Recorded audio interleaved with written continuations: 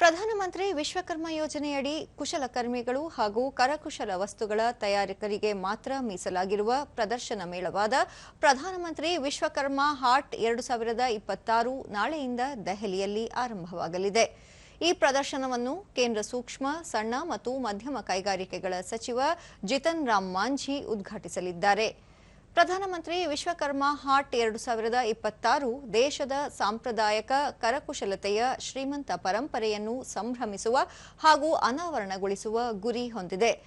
ಇದು ಕುಶಲಕರ್ಮಿಗಳು ತಮ್ಮ ಕರಕುಶಲ ಉತ್ಪನ್ನಗಳನ್ನು ರಾಷ್ಟ್ರೀಯ ಮತ್ತು ಅಂತಾರಾಷ್ಟ್ರೀಯ ಖರೀದಿದಾರರು, ಪಾಲುದಾರರು ಹಾಗೂ ಸಾರ್ವಜನಿಕರಿಗೆ ಪ್ರದರ್ಶಿಸಲು, ಮಾರಾಟ ಮಾಡಲು ಪ್ರಮುಖ ವೇದಿಕೆ ಒದಗಿಸುತ್ತದೆ. ದೇಶಾದ್ಯಂತ ಎಲ್ಲ ರಾಜ್ಯಗಳು ಮತ್ತು ಕೇಂದ್ರಾಡಳಿತ ಪ್ರದೇಶಗಳಿಂದ 117ಕ್ಕೂ ಹೆಚ್ಚು ಕುಶಲಕರ್ಮಿಗಳು ಈ ಕಾರ್ಯಕ್ರಮದಲ್ಲಿ ಭಾಗವಹಿಸಲಿದ್ದಾರೆ. ಇದು ಭಾರತದ ವೈವಿಧ್ಯಮಯ ಸಾಂಪ್ರದಾಯಿಕ ಕೌಶಲ್ಯ ಮತ್ತು ಕರಕುಶಲ ವಸ್ತುಗಳ ಅಖಿಲ ಭಾರತ ಪ್ರಾತಿನಿಧಿಕ ಮೇಳವಾಗಿದೆ ಎಂದು ಸಚಿವಾಲಯ ತಿಳಿಸಿದೆ. ಪ್ರಧಾನಮಂತ್ರಿ ವಿಶ್ವಕರ್ಮ ಯೋಜನೆಯ ಫಲಾನುಭವಿಗಳಿಗೆ ಮಾರುಕಟ್ಟೆ ಪ್ರವೇಶವನ್ನು ಹೆಚ್ಚಿಸಲು, ಸುಸ್ಥಿರ ಜೀವನೋಪಾಯದ ಅವಕಾಶಗಳನ್ನು ಸೃಷ್ಟಿಸಲು ಮೇಳ ಪ್ರಯತ್ನಿಸುತ್ತದೆ. ಮೇಳದಲ್ಲಿ ಪಾಲ್ಗೊಳ್ಳಲು ವಿದೇಶಿ ಕಾರ್ಯಾಚರಣೆಗಳ ಪ್ರತಿನಿಧಿಗಳನ್ನು ಸಹ ಆಹ್ವಾನಿಸಲಾಗಿದೆ.